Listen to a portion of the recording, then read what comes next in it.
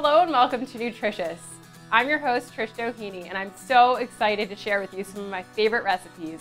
They're healthy and affordable and super simple, and you can even make some of them in your dorm room. So today we're going to start off our menu with Basil Pesto Chicken with a side of Dill Baby Carrots and Rosemary Roasted Potatoes. And for dessert, Chocolate Truffles.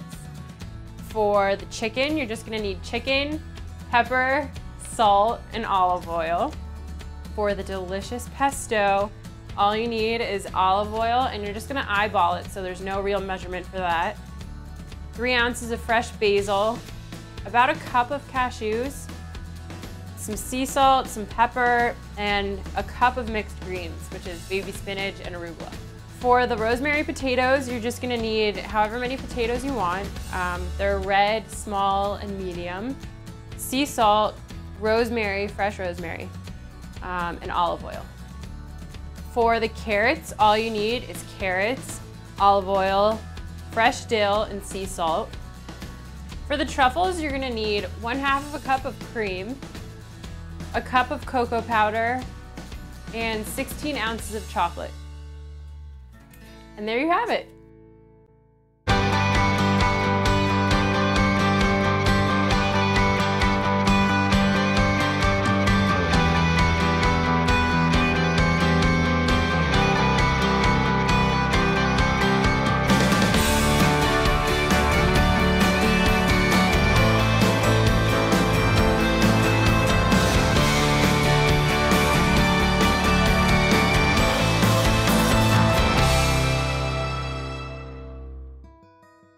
So for today, we're going to be making one of my favorite meals. It's super simple. It's called Basil Pesto Chicken. I've already started by salting and peppering my chicken, and I put it in this bag here. So all we need to do is plop it into this pan with a little bit of olive oil. And we're going to put it on medium heat. As you can see, the pan is already a little bit hot, so the chicken is starting to turn. So you're just going to drizzle the olive oil. Okay, so while the chicken is starting to cook, we're gonna go ahead and start with our pesto. Anyone can do this. It's perfect to make really quickly if you're in a jam. And the best part about it is that it's so versatile. You can use cashews, you can use pine nuts, you can use pecans, walnuts, whatever. And today we're using a blend of arugula and baby spinach with a little bit of basil. So we're just gonna go ahead and squeeze 1/2 of a lemon. And I already removed the seeds, so you don't have to worry about that.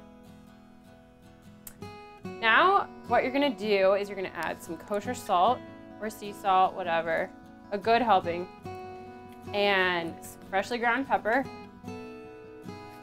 One of my favorite parts of cooking is that you don't have to be perfect, because I mess up a lot, as you'll soon realize. Okay, so we're gonna add our cashews.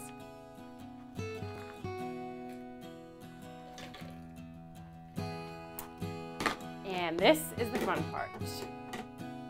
And we're rolling. And you just want to pulse it. And you can add any kind of cheese you want to this. It could be pecorino, it could be mozzarella, Parmigiano Reggiano. It doesn't really matter. Today we're just going to keep it non-dairy though for all those vegans out there. Okay, so it's starting to break down. Now we're going to add our olive oil slowly. And just eyeball it. It's not really a big deal how much the measurement is.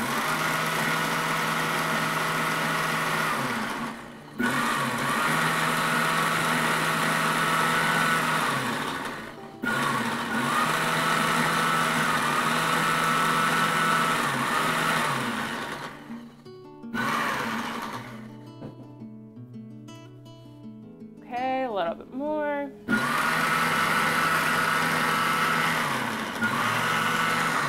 And there you have it. There's your pesto. Okay, so this is a little clunky, so we're gonna scrape it down with a spatula. My best friend.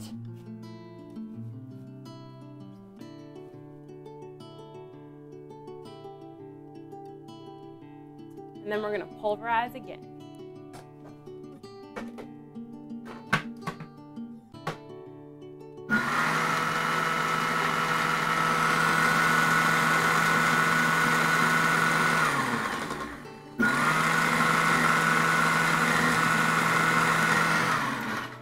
have it. You have your pesto topping for the chicken. Now, don't forget about your chicken though. Okay, so you see how it's turning this white color? It's starting to cook through. I'm gonna add a little bit more olive oil. Just to make it sizzle.